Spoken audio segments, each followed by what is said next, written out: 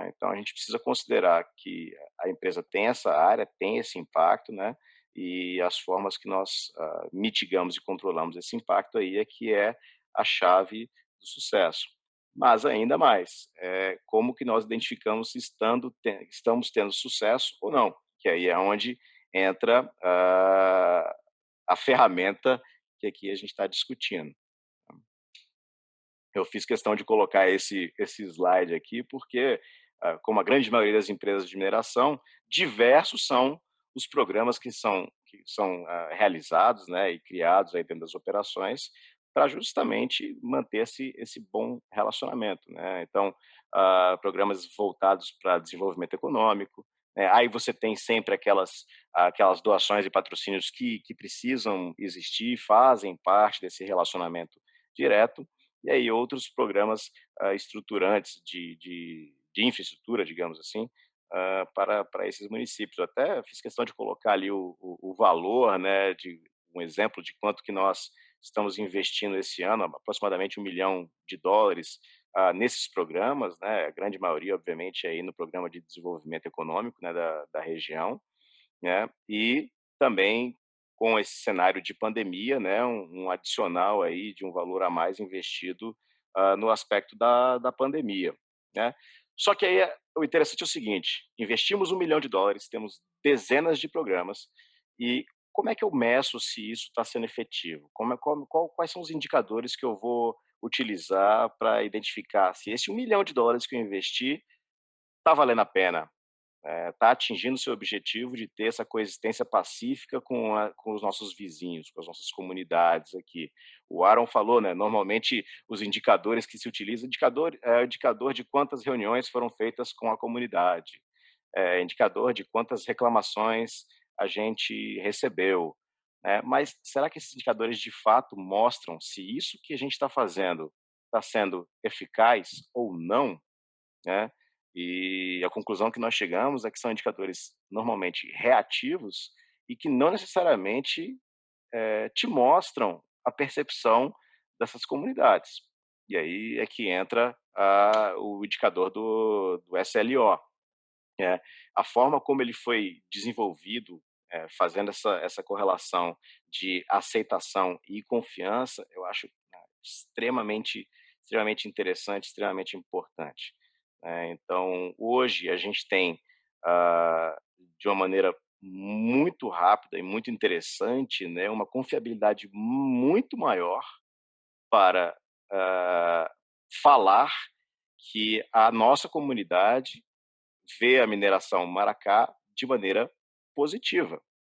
Isso aí já foi demonstrado antes através da metodologia que é utilizada com as pesquisas de pulso, né, o Pulse Survey, e também as pesquisas de campo, né, que a gente abrange uma comunidade muito maior, que isso é muito mais efetivo do que eu simplesmente contar quantas reclamações eu recebi, né. Eu vou contar uma experiência nossa, né, que, nós tínhamos um número, assim, de reclamações, 10 reclamações, 15 reclamações. E há alguns anos nós começamos a usar o WhatsApp, né, como uma ferramenta de reclamações. Só com isso a gente já viu um aumento gigante, né, do número de reclamações. E isso mostra que existe uma falta de acesso das pessoas aos mecanismos de reclamação. E existe até uma vergonha das pessoas em fazerem algum tipo de reclamação. Ainda mais num contexto, onde a grande maioria da população se sente beneficiada pela atividade, enquanto que uns se sentem prejudicados. O próprio prefeito do município, em todos os seus discursos, ele fala que não existe um único cidadão em Alto Horizonte que não foi beneficiado com a chegada da empresa, que todos devem agradecer por isso. Então, como que uma pessoa, ao ouvir aquilo, se sente confortável em ir lá e reclamar de uma poeira, de um caminhão que passou e fez um barulho ou quebrou uma calçada, né, e isso dificulta a gente a perceber, mas aquela pessoa está chateada, aquela pessoa não está gostando da empresa e aos poucos, como que isso pode crescer, né, dentro desse contexto da comunidade. E aí a ferramenta do SLO ele encaixa justamente aí, né, identificar de maneira não reativa, né, mas proativa esses sentimentos, né, e através disso a gente conseguir direcionar muito melhor, de maneira muito mais efetiva, quais são os programas que estão naquele slide anterior ali, né, que vão tratar esses pontos de desconforto, que a empresa tem gerado. E aí, esse slide a gente traz os resultados desde a primeira rodada, né? O Aaron apresentou, nós começamos lá em agosto de 2018, ainda dentro da Yamana, e a gente viu aí o número oscilando, né, dentro desse período, ao longo desse ano de 2018 e 2019. E interessantemente, né, como que agora em julho a gente viu um aumento, né, desse indicador. E aí a gente vê como que esse indicador ele é sensível e rápido e nos dá uma resposta muito rápida.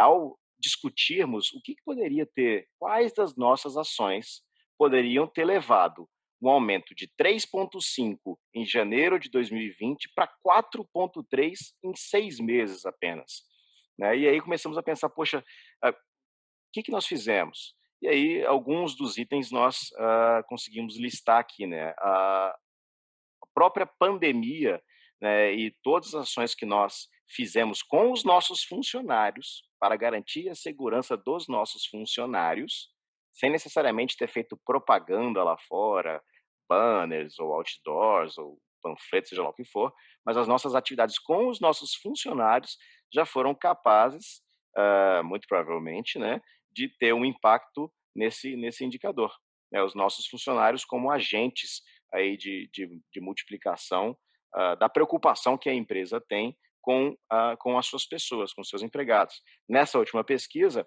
uma das perguntas era se as pessoas tinham a percepção de que a empresa se preocupava com seus funcionários. E 99% das pessoas disseram que sim, né?